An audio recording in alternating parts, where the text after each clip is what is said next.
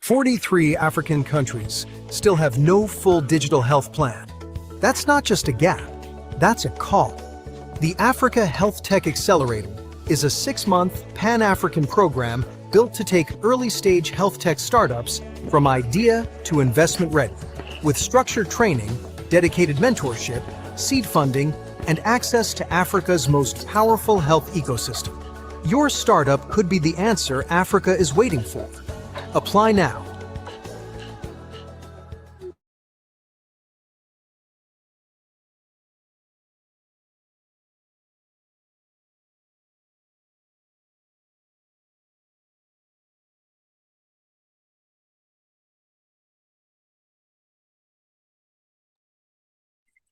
Hello, everyone, and welcome to the launch of the Africa Health-Tech Accelerator.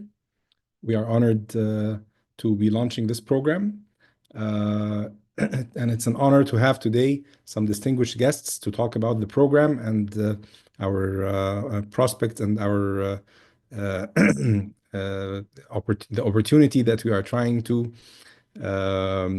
address and trying to take advantage of with this program. So,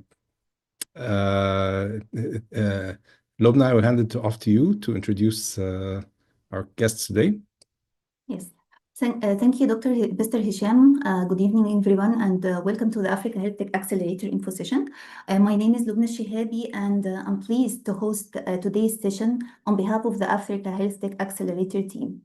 It is a pleasure to welcome you all, and we are very excited to have you with us today as part of the journey to shape the future of digital health in Africa.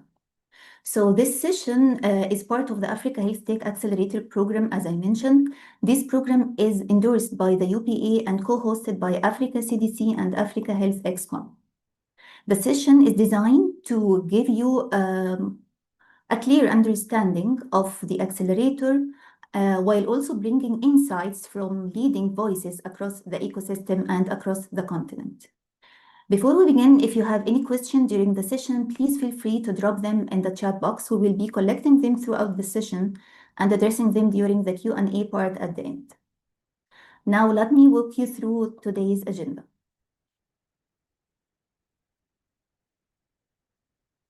So today's session is structured to give you both a strategic overview and practical insight.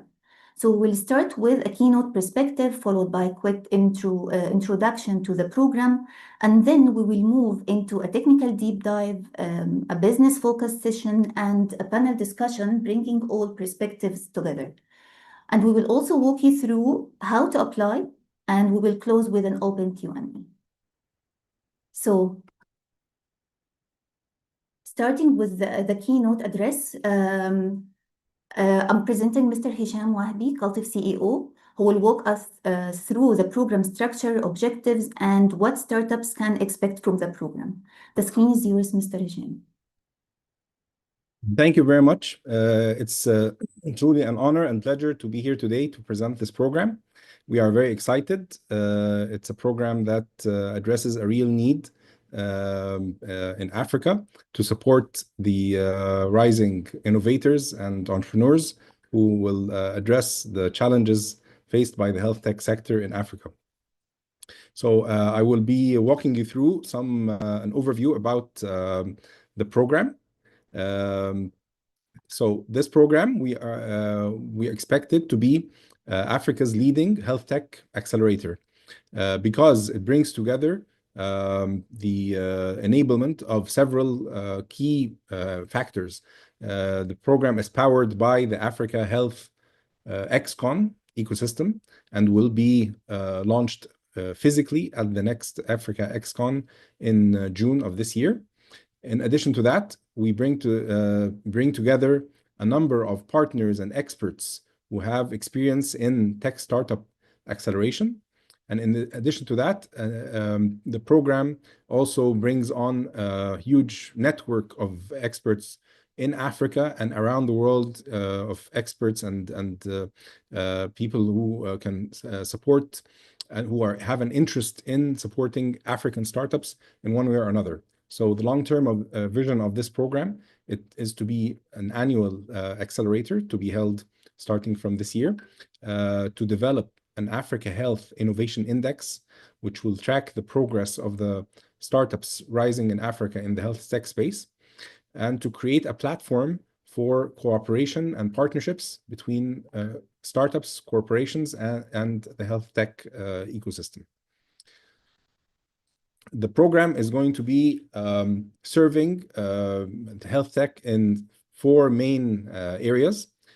Digital healthcare solutions, which encompasses digital transformation, digital health platforms, electronic health records, and so on. Data and intelligent technologies, including the use of AI and use of big data and analytics in analyzing health data and in solving problems such as diagnosis and remote patient monitoring. It will also include medical and pharmaceutical innovation, including medical devices, drug development technologies, pharmaceutical supply chain solutions, and finally, the infrastructure side of access, prevention, and health services, including health insurance, financing technologies, preventive technologies, and so on. So why an accelerator? We found that this would be the best model to start a program like this with and to build an ecosystem around it, because it allows us to work with the most innovative, cutting-edge entrepreneurs to support early-stage startups across Africa. With this format, we're able to run a program that runs across Africa and be as inclusive as possible. We are starting with this, and in the future, we might be developing more add-ons, including incubators and venture builders. So this program, what makes it different? It brings together 3 main aspects. It is health-focused only. It is policy connected because of its linkage with the Africa Health ExCon, the Africa CDC, and the supporting ecosystem. And it is market driven because of the network of experts, investors, and other people who are coming on board to act as providing feedback and opening doors within the industry. We are targeting early stage health tech startups and SMEs who are launching a new product, who are looking to scale products across Africa, who are committed, of course, to attend the program. And we are looking for teams of a minimum of 2 founders. Of course, this is very important to understand for entrepreneurs who are applying to the program. The selection criteria that we are looking at includes the scalability of the business idea, the quality of the team. Of course, there's a big focus on the team, the progress to date, and the potential market size, degree of innovation, and impact potential, and finally, how much you can benefit from the program. And the judging criteria throughout the different stages of the program will be based on very similar criteria as well. So the program brings together 6 main components, which I will be talking about briefly: structured training, one-on-one mentoring, seed funding, assessment for the progress at different milestones of the program, and access to networking and ecosystem, and final demo day to present the brightest and top startups coming out of the program. This is the timeline of the program. We have already opened applications. You can go to the website and apply, and we will be talking exactly about how to do that at the end of the session today. We are targeting to select 30 to 50 startups in the initial bootcamp of the program, starting in May. The bootcamp will run for around 3 weeks, and the best startups coming out of the bootcamp will have the opportunity to come and pitch at the Africa Health ExCon in Cairo on June 16th. And out of that pitch, we will select the top 12 to 15 who will continue for the remaining 5 months of the program, 5 months of intensive and very valuable access to knowledge and mentorship and so on throughout the program, ending with a final demo day in November, in which we will select the top 10 startups to present at this event. The program curriculum is very comprehensive. It includes three main tracks: the business or startup track, the healthcare industry track, and the technology track. So throughout the 6 months, there will be all of these three topics. We will be covered in depth through a number of very relevant sessions. So one of the biggest and most important values the program brings as well is the mentoring aspect. Mentors bring strategic guidance, access to sector expertise, access to the market, and professional networks. The mentors will be working with you and with the entrepreneurs through different ways. They will be acting as session trainers, and in addition to that, they will be rotating during the sessions in breakout rooms, spending time with each of the entrepreneurs to give them feedback on the exercises of each session. In addition to that, the final top 10 startups selected to work with in the final stages of the program will have a dedicated mentor who will be meeting with them on a bi-weekly basis, once every 2 weeks, to give them feedback and guide them along the way. We have developed a tool to assess the startups in different pillars. This tool will be used at the very beginning of the program to help us plan the action plan that your company will be working throughout the 6 months of the program, and that we will be supporting you to meet the challenges of addressing where the weakness points are throughout the program. And then we will reuse this same tool throughout the program at different stages to see the progress and to give you feedback and to see how we can tweak and tailor the program and tweak the support we provide so that we can address the real challenges you are meeting. And at the end of the program, there is the final pitching event in November.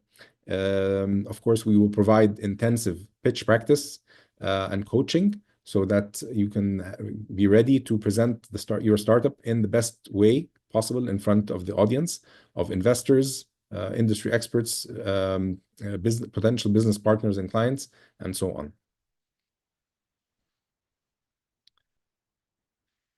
In addition to that, the program brings to the table a huge network of experts around the world, not only in Africa. Of course, most of the experts will be people based in Africa, but also people who are interested in supporting Africans and have an interest in investing and working with African entrepreneurs to meet the challenges of the continent.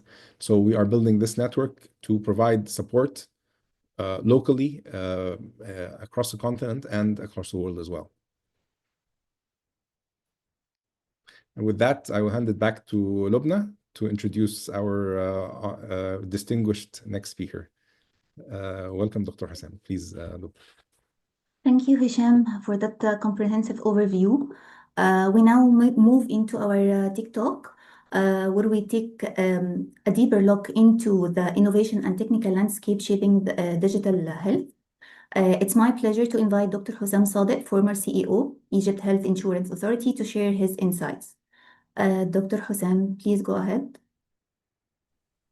Thank you very much, Lubna, and I would like first to welcome our guest and the work group here.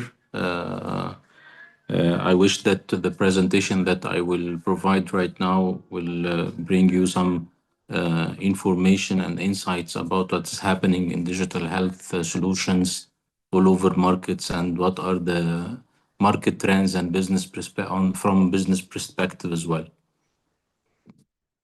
So today's healthcare industry is undergoing a structural transformation driven by digital technologies. Digital health is no longer a niche innovation area. It is becoming the operating model for healthcare delivery.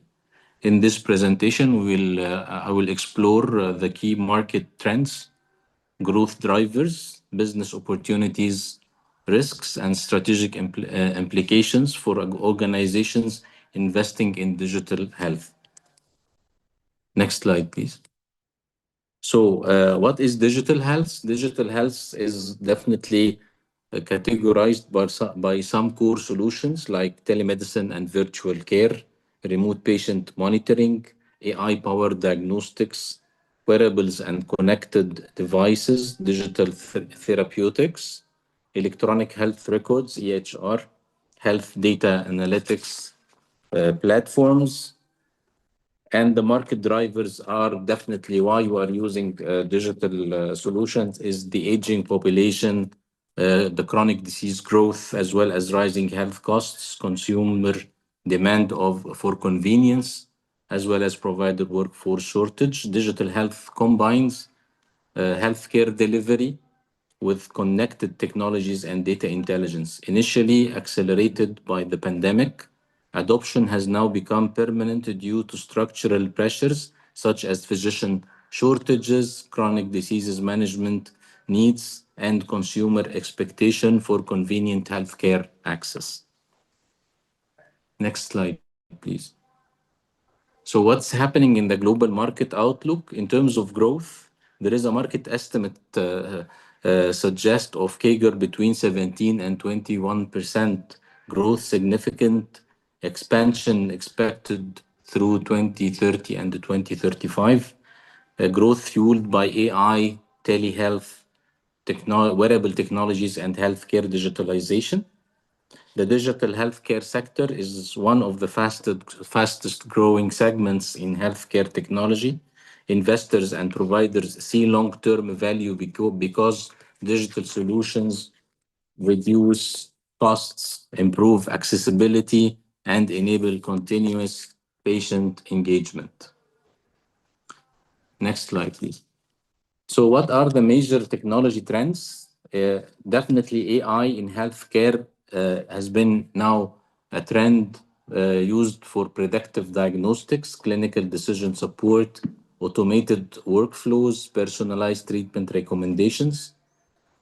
It is already used for remote patient monitoring through definitely for chronic disease management, hospital at home models, real-time vital tracking, using wearables and IoT, smartwatches, and biosensors, preventive health insights, behavioral health monitoring, interoperability of data, platforms such as integrated patient data ecosystems and cloud-based health infrastructure. AI is becoming the intelligence layer of healthcare, while wearables and the remote monitoring generate continuous patient data streams.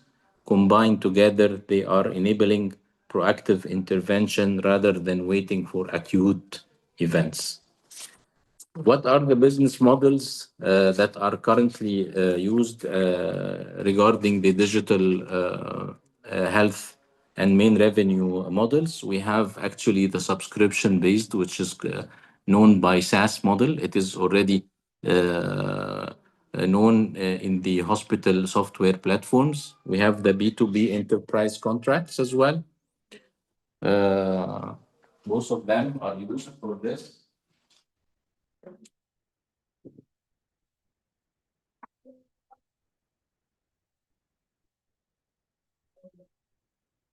We have also reimbursement-based care for telehealth services and devices plus platforms. Model is for wearables and analytics, and freemium consumer applications like wellness apps. Successful digital health companies often combine recurring software revenue with healthcare service delivery. The strongest business model align incentives around cost reduction and improved outcomes. In terms of investment and competitive landscape, the market is moving toward integrated ecosystems rather than isolated applications. Companies that own engagement, data integration, and analytics capabilities gain strong competitive advantage. Next, please. So what are the opportunities for healthcare organizations? Definitely the opportunities are available on the three pillars, which are operational benefits, patients benefits, business opportunities. Digital health creates both clinical and financial value. Providers can improve outcomes while reducing costs, particularly in chronic disease management and post-acute monitoring. What are the key challenges? Definitely data privacy and cybersecurity, the regulatory compliance, reimbursement uncertainty, interoperability limitation, clinician adoption resistance. One of the biggest mistakes in digital health is building technology without understanding clinical workflows. Adoption depends on usability, reimbursement, alignment, and trust in the technology. The future outlook, emerging directions and market prediction. In the emerging directions, we are definitely AI-driven preventive healthcare, digital twins and precision medicine, ambient clinical intelligence, home-based care ecosystems, personalized digital therapies. Market prediction, health delivery will increasingly moving from hospital to homes, from treatment to prevention, from generic to personalized care. The future of healthcare is continuous predictive and personalized. Digital health platforms will increasingly operate as intelligent ecosystem, connecting patients, providers, payers, and AI systems in the real time. The strategic recommendations are to invest in interoperable platforms, prioritize AI-enabled operational efficiency, build patient-centric digital experiences, develop strong cybersecurity capabilities, focus on measurable clinical outcomes. Digital health is not, we can say that, is not just a technology trend, it is a transformation of healthcare business models and care delivery. Thank you. Thank you, Dr. Hussein, for that insightful deep dive into the technology that are using in the digital health sector. From technology, we now can shift to the business side of building and scaling in the health tech space. I would like to welcome Dr. Tinola Akinbolagbi, Managing Director, CEO of Private Sector Health Alliance of Nigeria, who will share practical insights from her experience in this sector. Dr. Tinola, over to you. Thank you, Lubna, for the kind introduction. So I'm going to speak business talk and speaking to the practicalities on the field. So I've termed my talk From Innovation to Scaled Impact. So digital health is not just about innovation. It's more importantly about the execution and scaling in our complex real-world system in Africa. So I'll give a bit of context. My background scans clinical medicine, healthcare financing, health IT, health diagnostics, and now in the nonprofit sector, where I'm leading the private sector collaboration in health. So I'm trying to speak across all those sectors. Digital health in Africa sits at the intersection of urgency, opportunity, and complexity. And across the continent, our healthcare systems are facing persistent challenges. But at the same time, Africa has leapfrogged in areas, and it has shown that growth is possible. So in the areas of mobile adoption, entrepreneurial energy, and private sector participation, these are incredibly fertile grounds for innovation. So the digital health success is not defined by the idea alone. It is shaped by how well those solutions are executed within our own African environment. And successful initiatives that we have understand that this technology must be embedded in operational realities. and designed specifically for African markets, looking at our regulatory environment, our logistics, and very importantly, our cultural dynamics. Next slide, please. So looking at what we call market realities in the African market realities, our markets are often described as fragmented, but in this fragmentation, that is where the opportunity lies. It's not just a weakness, but there is opportunity. So our healthcare delivery spans across the public sector, the private sector, faith-based and informal providers. And the private sector is already playing a major role in providing access and innovation. Our financing is largely out of pocket. So affordability is a central design constraint for any digital health solution.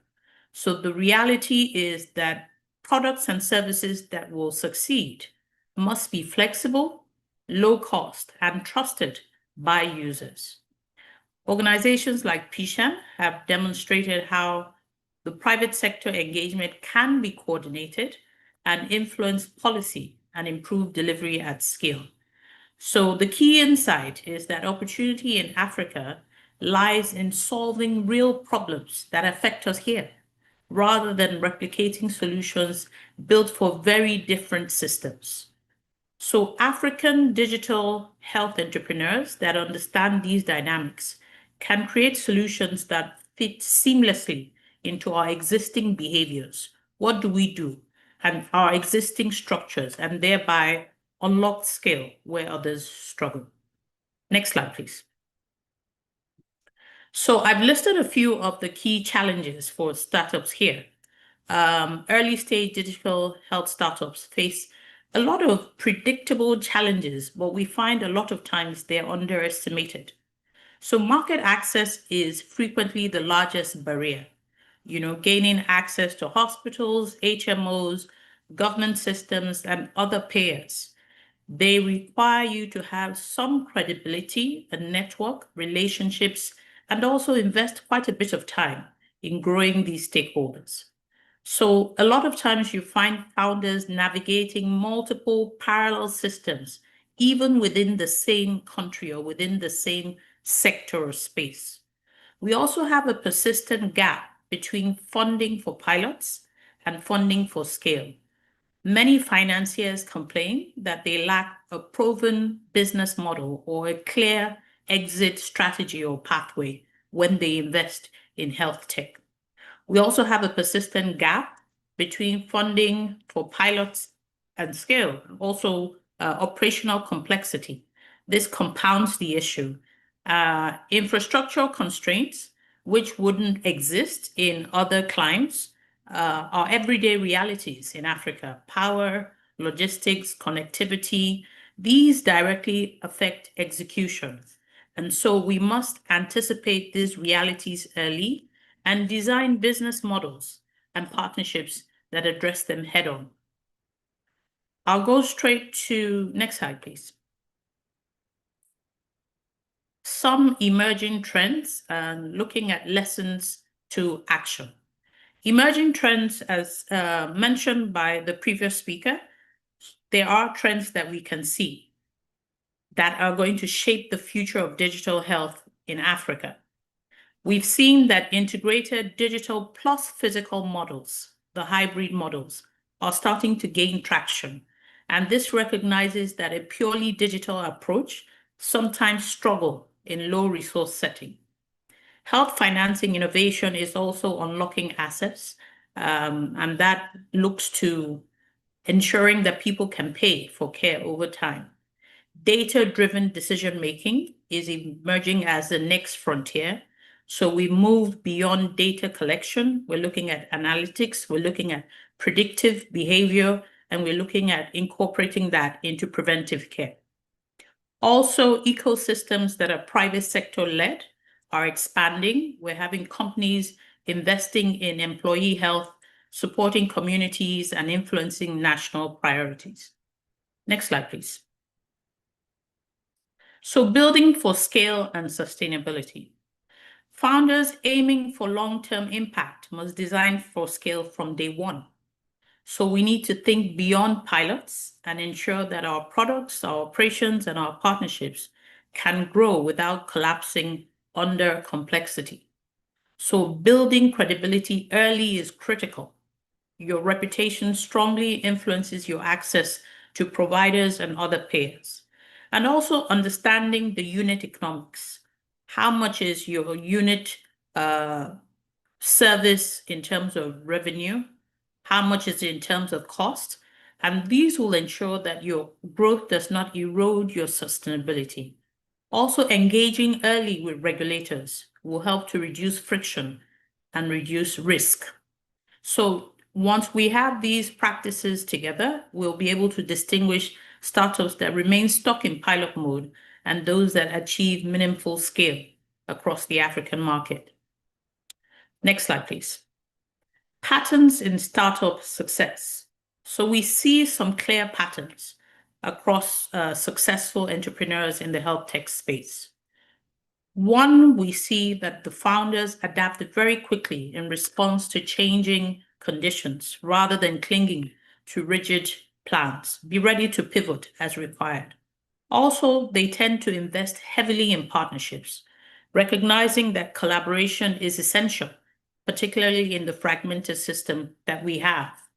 Most importantly, learning to navigate complexity rather than avoiding it. This helps to build resilience in both the teams and in the operations. And these traits matter just as much as the technology, if not more, in our climate. And it shapes the ability to survive the setbacks and capitalize on opportunities. Next slide, please.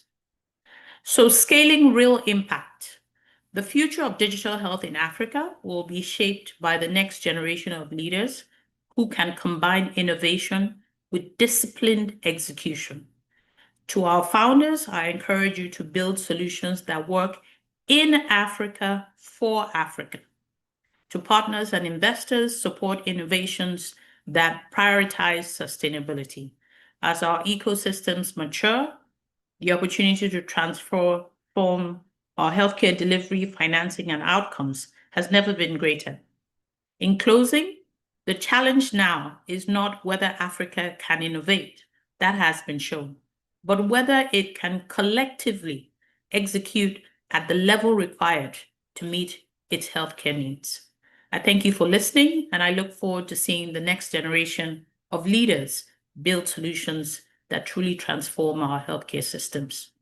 Thank you.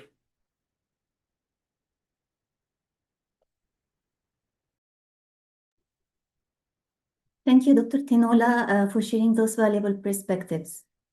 We now move into our panel discussion, where we bring together our speakers to explore key challenges and opportunities in Africa's digital health ecosystem.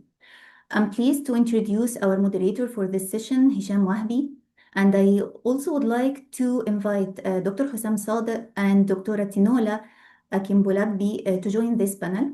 Alongside our guest panelist, Engineer Ayman Kamal, R&D Director of DAF, and Engineer Rasha El-Warraqi, Chief Investment Officer at DAF. They are both attending on behalf of Engineer Hatem Andil, Founder and CEO of Digital Access to Finance DAF. With that, I will hand it over to our moderator, Hisham Wahbi, to lead the discussion.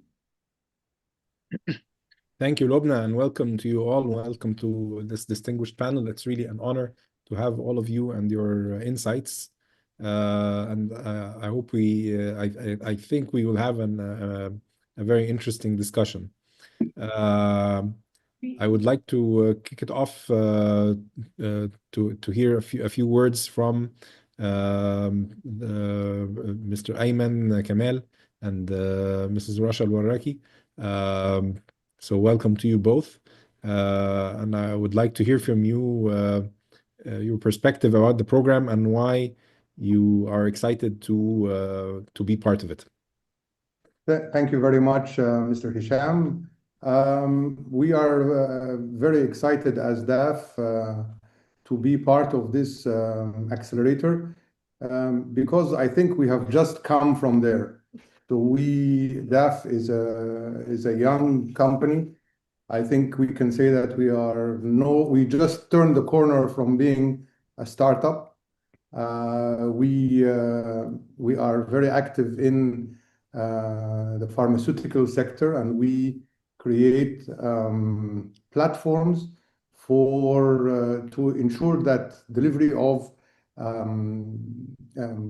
very high scale and very high level digital services to the healthcare industry. As Dr. Tienola was mentioning, we are also completely self-financed. We have never really been in the VC circles or anything like that, despite our name, which is kind of a camouflage name. The aspect of our work is we enable pharmaceutical and healthcare providers to gain access to finance through the digital platforms that we create. That is our main expertise. Amongst the applications that we are currently running, we have a very intensive program with the Egyptian Drug Authority. We have created for them several applications, including the National Platform for Track and Trace, the National Platform for Electronic Common Technical Documents. We have created an e-payment platform for them, and a learning management system, all related to pharmaceutical services and industries. Likewise, we have created a big, we are creating a big electronic payment platform for the Unified Purchasing Authority in Egypt, as well as we have created several applications related to syndicate services for the Egyptian syndicate of dentists in particular, where we also give them, or we provide with syndicate services, as well as a medical marketplace for dental clinic supplies, dental anesthetic, consumables, etc. So that is our, if you like, claim to fame, and that is our expertise that we are excited to share with other participants. And I guess that is, maybe I've spoken already too much, because I'm quite, what's the word now? Quite excited about where we are at DAF now. Excellent. And you mentioned Engineer Rasha is also with you? Yes. Yes, hi. This is Rasha Al-Waraki. I'm the CI Chief Information Officer for DAF. I just joined, so I'm the newest member in the team. As Ayman said, I'm very excited. The opportunities we find and we're working on in Egypt are enormous, really, mainly tackling most of the issues that have been described by the previous panel members and others.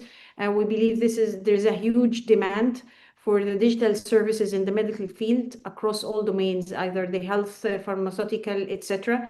So I think it's a very exciting time really to join and present all the type of different kind of solutions.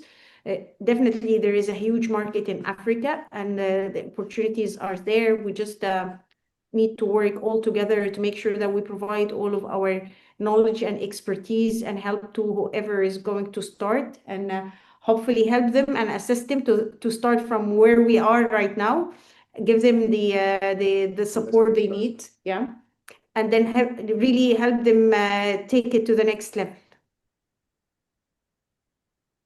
Excellent. That's amazing. Dr. Tienola, when we spoke to you only less than 10 days ago, you immediately jumped on the opportunity to be part of this. It's really a pleasure to have you here today. What's your perspective on what this program can achieve? Thank you so much, Hisham. You're right. When you reached out to me concerning this program, I was quite excited because there is a gap. There is a gap in the system, and nobody was looking to fill that. So we have hubs where we're seeing a lot of development across Africa, in Kenya, in Egypt, in Nigeria, but there's nothing connecting the dots. Those people are repeating the same mistakes over and over again. How do we connect everybody and get financial systems to take them seriously? How do we replicate the success that we've seen in the fintech space? How do we ensure that Africa is not left behind? You know, the world has gone so far. Why must we lag behind? You know, and I see technology, health tech, giving us that opportunity to catch up and even go ahead, but looking specifically at problems that apply to us. So you've seen a lot of people just take something from another continent and try to implement it on Africa. It won't work. Our constraints are different. Our telecommunications, our connectivity, our disease pattern, our behaviors are different. So it's exciting to have this accelerator program that speaks to us. It's market-driven, it's policy-directed, and it has all the major clusters in Africa working in unison. So yes, I am excited. Thank Excellent. you.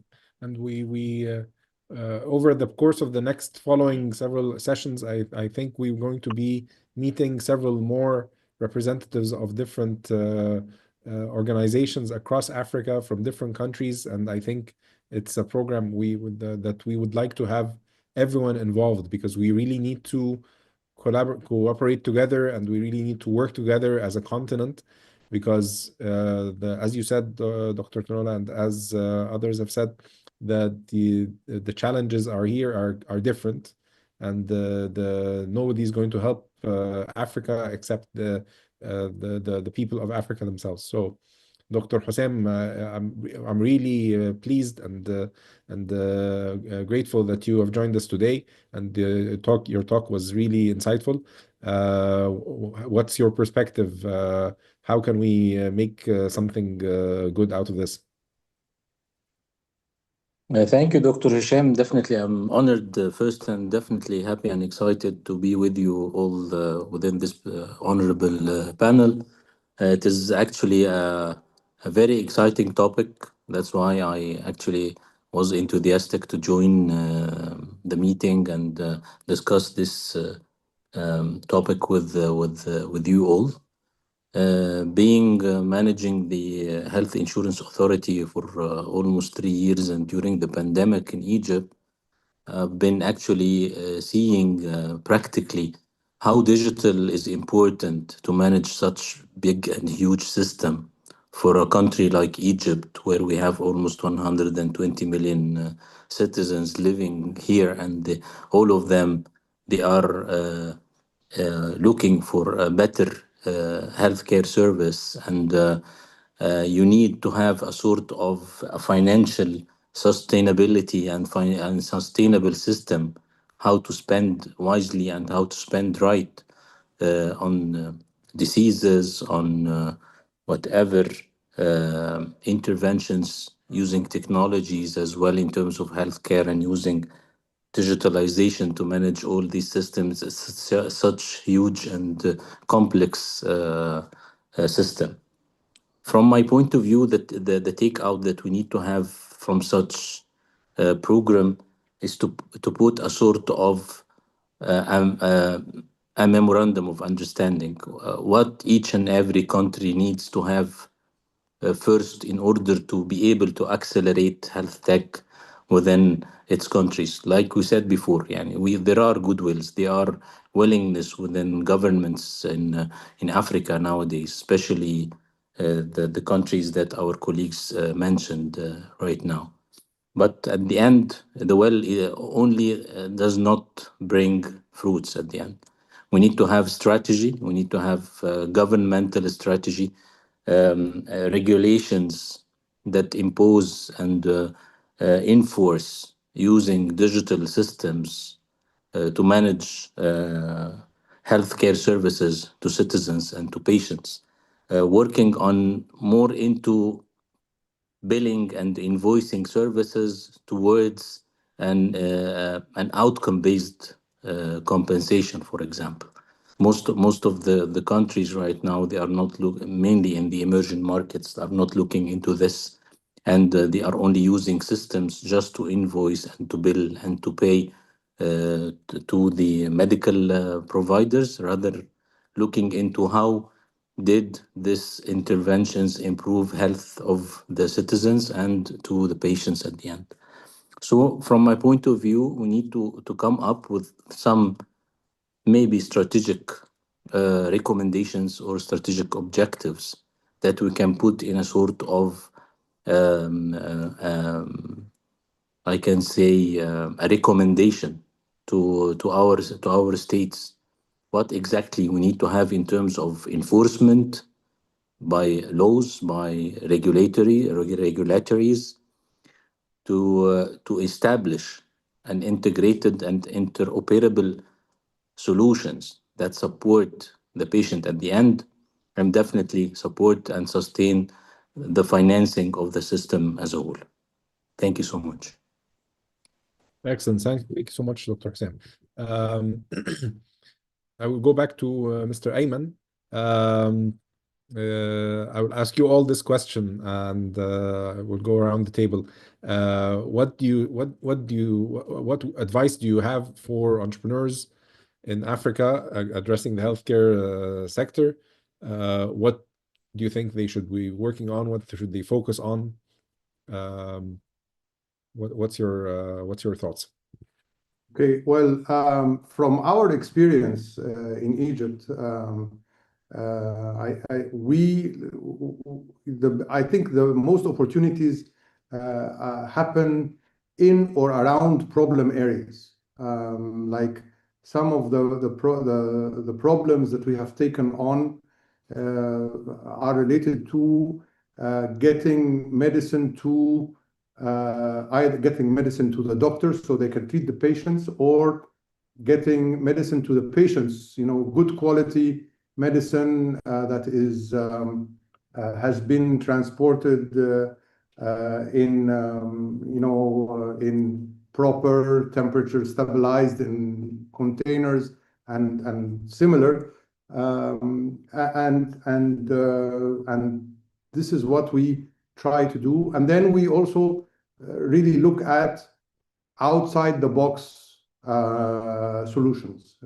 For example, related to payment systems. The biggest problem in healthcare today, like was previously said, that is a lot of healthcare payments are out of pocket, or even, for example, countries where they have a national health service, it is very financially challenged. So the idea is to try and find the areas where you can streamline processes to deliver high quality services at the least challenging financial price. This is the most important thing. And then to find the custom solutions. I mean, Africa and all of our countries in Africa are fiscally challenged. So you need the European or American solutions that cost have very high cost are not suitable. Nobody can afford them. For example, if you look at track and trace, for example, the idea of track and trace is very noble and very good, but how can you implement track and trace in an environment where the market is very, very sensitive to price? You know, most of the important medicines are imported. They are very expensive, and then you need to impose on top of that, you know, the cost of the infrastructure is very. It becomes a very big burden, if you like. So the idea is to try and find the solutions that will work, and I'm quite happy and excited about the African Medicine Authority. You know, that they have said, you know, by 2030 we need 30% of medicines consumed in Africa to be sourced in Africa. This is a great opportunity to own, if you like, our destiny. You know, how are we going to get these medicines made in Africa for, you know, for African diseases or whatever, how we're going to get them to, you know, all of our brethren in Africa. We don't have the best infrastructure. We don't have the best roads. You know, the weather is challenging. You know, so how are we going to get this to all of these people as quickly as possible, as efficiently as possible, and with the guarantee that you know, these medicines have not been deteriorated by the delivery process. I think these are the very important things that, at least that is what we focus on in DAF. Very good. Any comments from Engineer Rasha on this? Honestly, not really. I think Ayman really gave a very detailed, really summary of what we have, and given the fact that I just joined, really, I don't think I have the same level of anything to add to what he said for now. Excellent. Okay.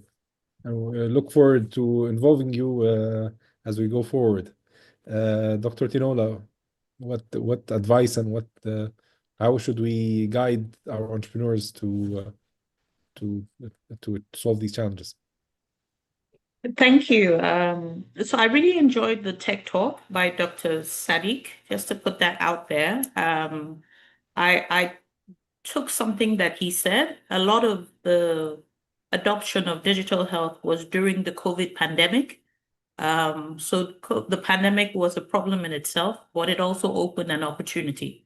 I look at the recent signing of the Africa Continental Free Trade Agreement.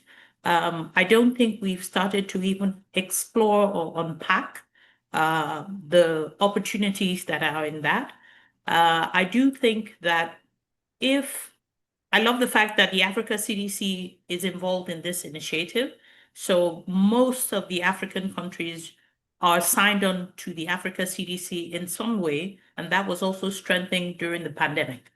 If we focus and we look at areas where we have common problems, maternal issues, enrollment issues, in the case of insurance, as mentioned earlier, claims processing, we have a problem that cuts across almost all African countries. That's inadequate medical personnel. So if you look at the major problems that affect almost every region of Africa or every country in Africa, then that is something that we can tie together. So I'm saying, look at what affects everybody. And from the start, build not just for your country and not just for your region of Africa, but with the view or the mind that you're going to scale to the whole of Africa. I do agree, supply chain issues, major, but with tech, we can work around that and look at how to guarantee purchase and then maybe consolidate production on the continent for the major pharmaceuticals that we use. Thank you. Over. Excellent. Thank you. Dr. Hussam, what are your thoughts, your final thoughts on this point? What's your advice for entrepreneurs?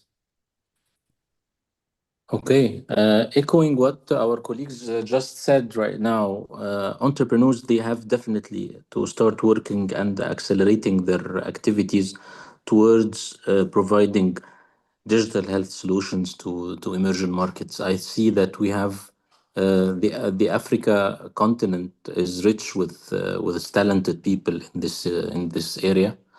In Egypt, in other countries as well, we have a lot of talentships that they can definitely provide cheaper, uh, easy to use, faster to go to market, rather than the big flagships that have been said before, that they are much expensive for governments and for medical providers in our emerging markets. So from my point of view, entrepreneurs, we need to support them financially through governments, through funds management and organizations as well.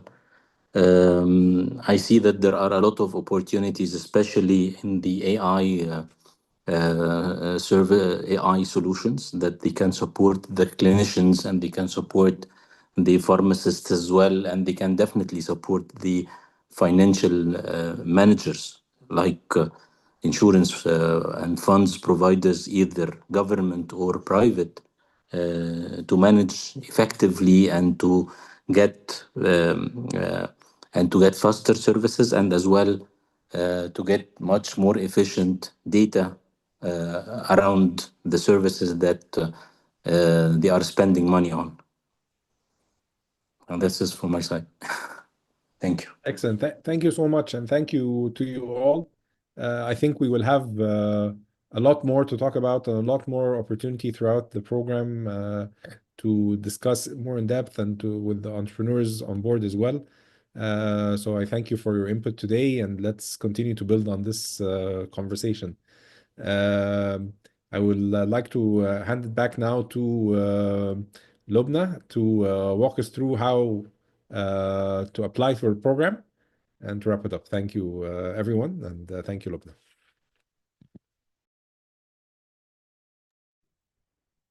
Thank you, everyone. Moving to the next part in today's agenda. For those who are interested in joining the accelerator, here's a quick walkthrough of the application process. It's very easy. First step is to visit our website. It's the Africa Health Accelerator, or you can just scan the QR code and it will direct you to the website. Once you are on the website, you will find the full program details, the objective, the eligibility criteria, the timelines, and the application portal. On the home page, you can just simply click on the Apply Now button. It will direct you to the application form. This is like a screenshot of the application form. You will be asked to complete all the required application fields in section 1.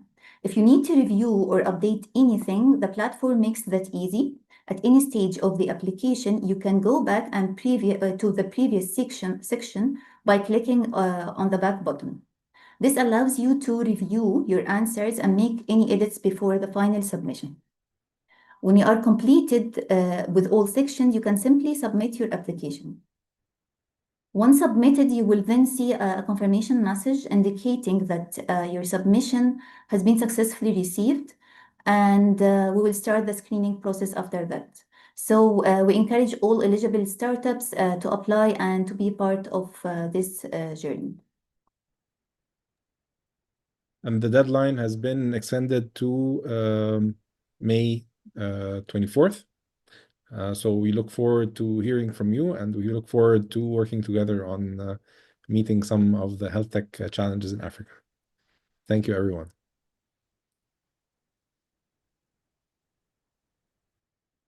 Okay, so we'll now open the floor for any questions in the chat. Just give me a second to check.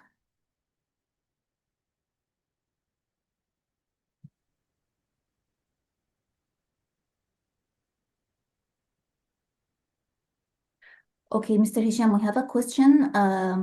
If the startup has only one founder, is he able to apply or not?